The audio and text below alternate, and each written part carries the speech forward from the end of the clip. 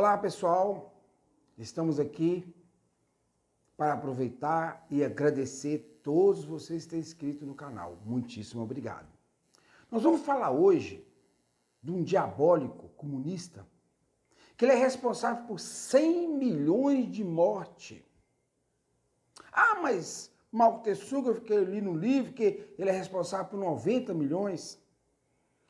Meus amados, meus queridos, não tem jeito de ter um número preciso de morte que foi endereçada a esse Mao Tse-tung comunista chinês. Que começou da seguinte forma. 1924, quando Stalin assume na Rússia, que ele se torna o mais importante da Rússia, o cabeça do comunismo na Rússia. E 1922, um jovem que chamava Mao Tse-tung na China, que já ingressava no Partido Comunista da China, que já tinha uns 50 membros na China, ele entra porque ele leu aquela carta diabólica de Karl Marx, que eu falei com vocês em outro vídeo, e ele falou assim, não, vou ter que ser comunista, isso aqui serve para mim. Agora ele começou a entrar em contato com a Rússia, com Stalin, que começou a orientar ele como é que ele ia fazer. E ele, junto com aquele grupinho de 50 homens, em 1922, quando foi em 1904 que Stalin assume mesmo os contatos entre os dois, foi mais forte, e Stalin foi orientando ele como é que ele ia fazer a Revolução Chinesa. A Revolução da Morte. A Revolução da Mentira. Mao Tse-tung, então, com apoio de Stalin, em 1924, com aquele grupinho, começou da seguinte forma. Ele juntou aqueles 50 jovens e falou com eles, esses fazendeiros, esses donos de propriedade, estão fazendo covardia com os camponeses. Esses fazendeiros estão fazendo covardia com o nosso povo. Isso não pode acontecer. Vamos implantar aqui o comunismo. E junto com aqueles jovens que já estavam com a tendência do partido, como é que funciona o comunismo? Comunismo, todo mundo tem que ganhar igual. Mas ele não falou que aquele povo, que ele ia tomar toda a China para o governo e que o povo ia ficar sem nada. Não, isso ele não falou. Mao Tse-tung não falou isso. E que aquele grupinho de 50 pessoas, em 1924, começou a invadir as fazendas da China, nas regiões bem distantes, e chegava lá, pegava o fazendeiro, amarrava e falava com o próprio pessoal daquela fazenda, esse homem tem te castigado, esse homem não tem te valorizado, esse homem tem que morrer. E aquelas pessoas ficavam assim, que estavam com 50 soldados, estavam armados, Stalin tinha mandado a arma para ele. Então os 50 estavam armados. E aquele pessoal que estava apenas camponeses, ficou sem saber, e começou a matar os fazendeiros na China. Antes dele implantar o comunismo, ele começou a matar. Ou seja, ele fazia o povo matar. E aquele grupo, ele foi crescendo da seguinte forma. Ele chegava onde tinha um grupinho de jovens. Ele pegava um, dois. E aqueles grupos de 50 soldados torturavam aqueles jovens até a morte. Os outros grupos ficavam com medo, pensavam que vai acontecer com ele, entravam no grupo. Se você entrasse no grupo comunista de Mao Tse-tung, você não morria. Então, esse exército dele, incrível que pareça, com 5 anos já estava com umas 3.000 pessoas. Pessoas estavam com medo de morrer, com medo dele. Quando foi em 1931, esse Mao Tse-tung faz o seguinte, tinha um jornalista que escrevia lá uns dizeres, uns panfletos, pregava nas paredes, e a juventude gostava de ver aqueles folhetos. A juventude achava, via naquele jornalista, aquele jovem, um herói deles, que defendia, que falava as coisas contra o governo nacionalista, que era assim que era chamado o governo da China na época. E Mao Tse-tung manda prender aquele jornalista. Não era um jornalista, ele era fazia uns panfletos e pregava na parede. Mas era como se fosse um jornalista, que o pessoal gostava de ter as informações que ele escrevia. A China era muito sofrida, muito atrasada. Mao Tse-tung pega esse jovem e tortura ele, fazendo ele confessar crime que ele nunca tinha cometido, que ele era um traidor da China, e depois ele era morto. E quando os jovens viram que aquele jovem tinha sido morto, mais apavorado o povo ficou. Ou seja, Mao Tse-tung, ele apavorava as pessoas. E o seu exército foi crescendo. Ele foi formando esse exército. E o governo nacionalista da China não preocupou em combater com eles. Por quê? Porque eles tinham outras guerras, tinham uma guerra civil. Em 1937, o Japão vai e invade a China e fica até 1945. Quando o Japão invade a China em 1937, foi a oportunidade que esse Mao Tse-tung diabólico teve, sabe para quê? Crescer o seu exército na China.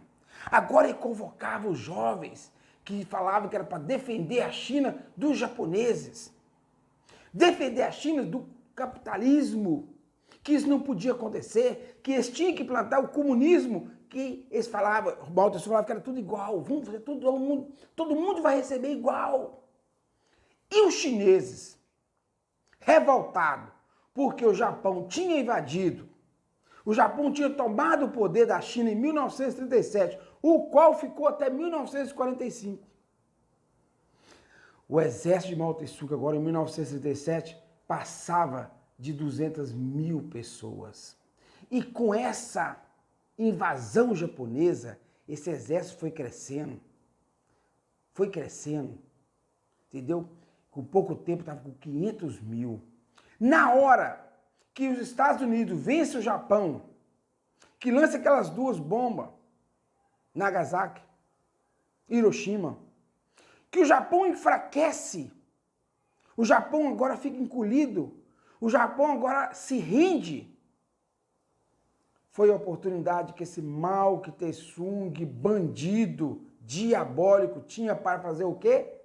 Com o seu exército agora com 500 mil pessoas, começa a lutar contra os nacionalistas, que tinha perdido o poder para o Japão.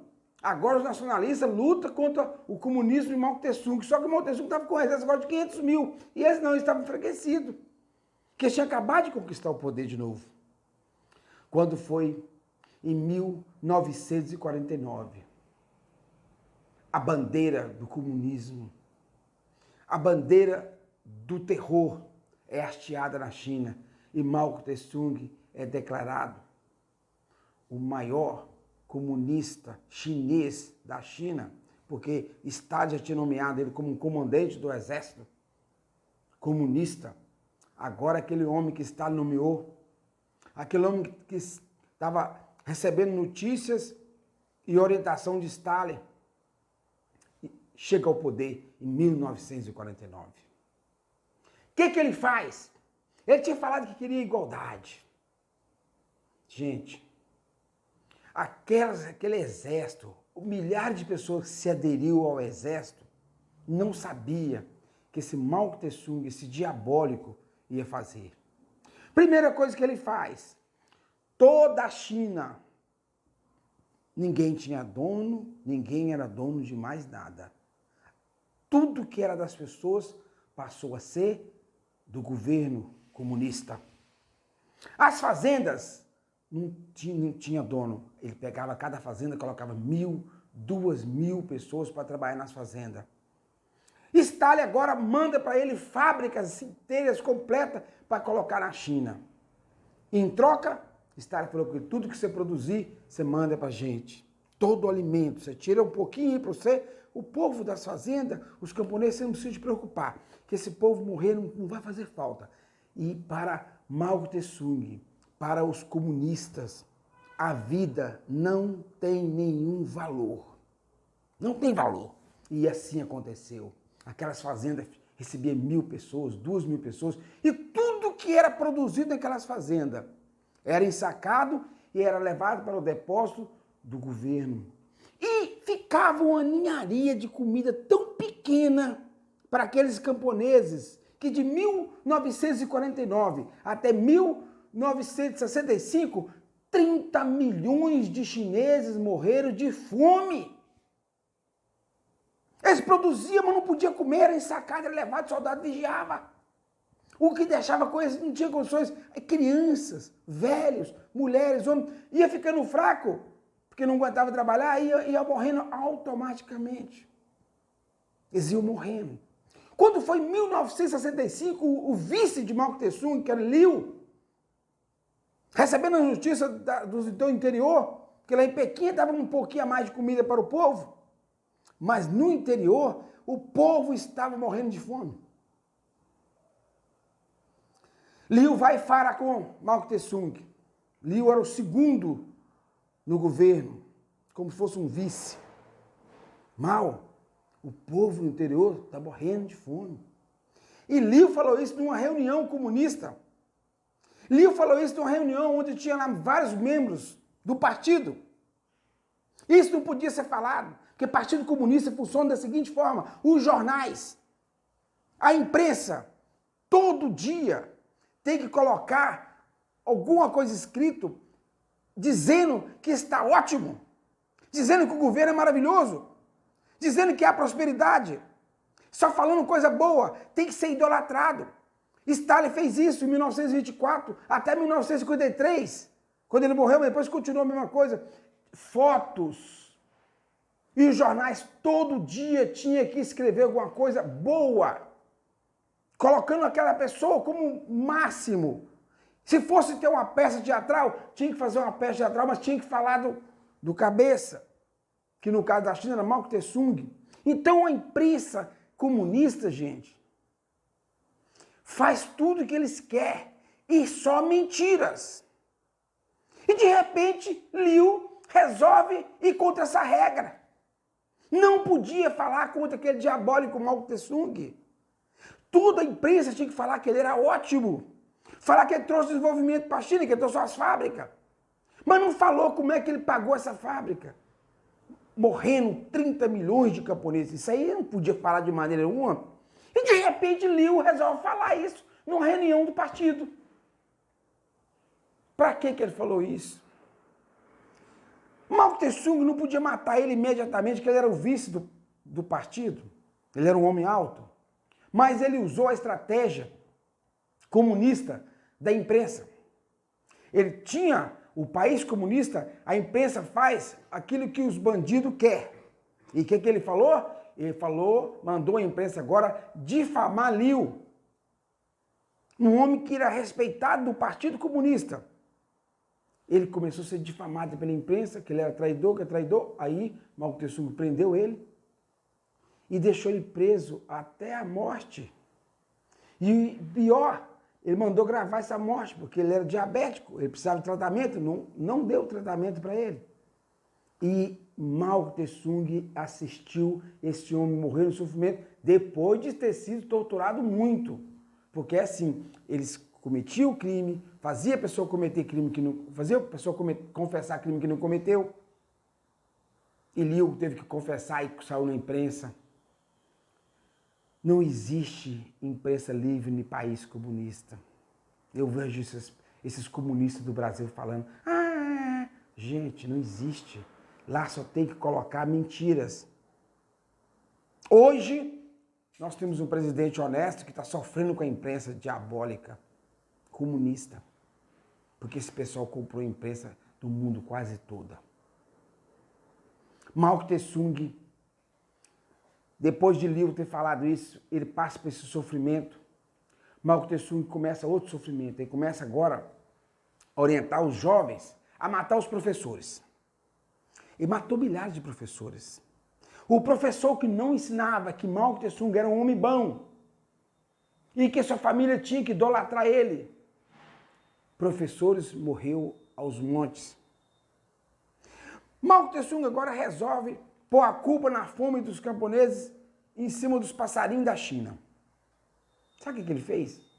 Ele mandou matar todos os passarinhos da China porque disse que os passarinhos estavam comendo alimento do povo. E o povo, idolatrado, com aquele diabólico, começou a matar todos os passarinhos da China. Matou os milhões. O diabólico não sabe que os passarinhos é que comem os insetos. O diabólico não tinha conhecimento que se ele matasse todos os pássaros, ele ia intervir na natureza que ia trazer mais fome. Porque os passarinhos e os animais têm a sua serventia na natureza. No caso dos pássaros, comer os insetos. Quando matou todos os passarinhos, os insetos tomou conta da China. Tomou conta da plantação. E a fome foi pior. Gente, esse Mao Tse-tung, muitas pessoas falam assim, está na costa dele 90 milhões de mortos. Não, mais de 100 milhões.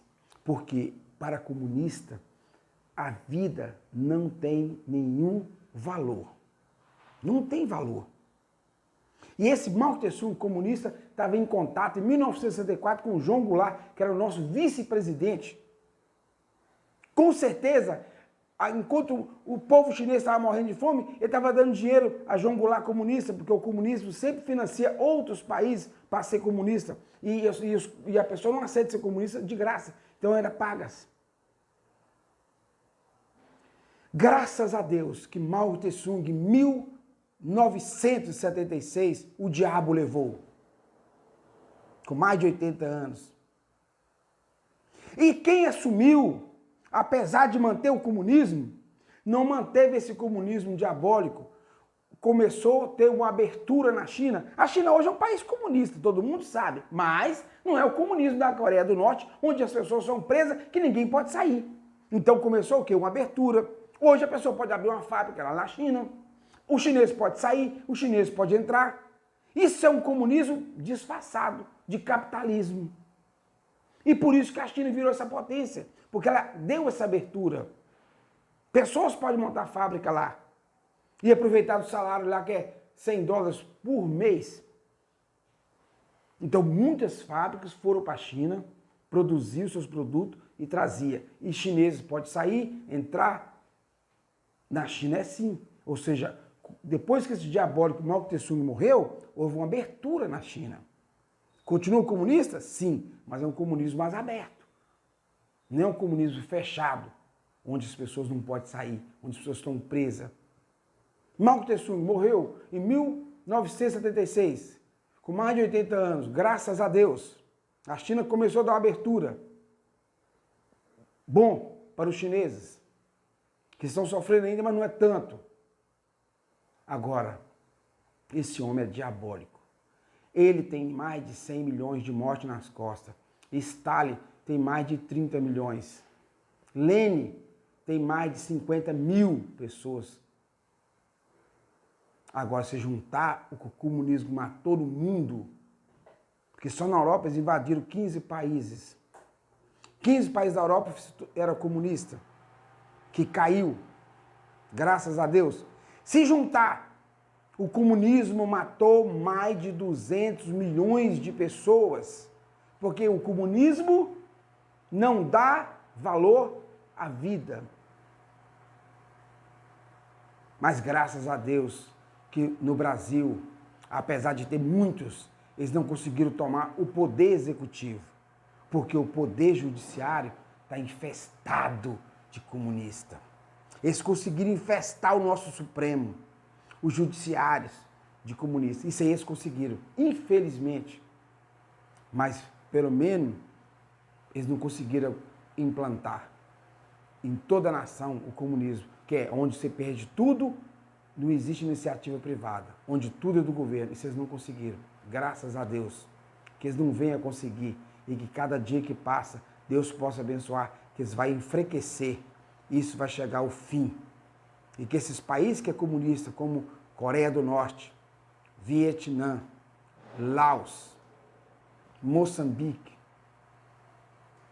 possa chegar ao fim e aqueles povos possam ter a felicidade de crer em Deus, adorar a Deus livremente. Na China não pode. Na China não pode. Você não pode ser cristão na China, mas lá tem muitos cristãos escondidos. Mao Tse-tung não era apenas um homem, ele era um diabo que levou milhões de pessoas à morte e 30 milhões foi de fome. Muito obrigado.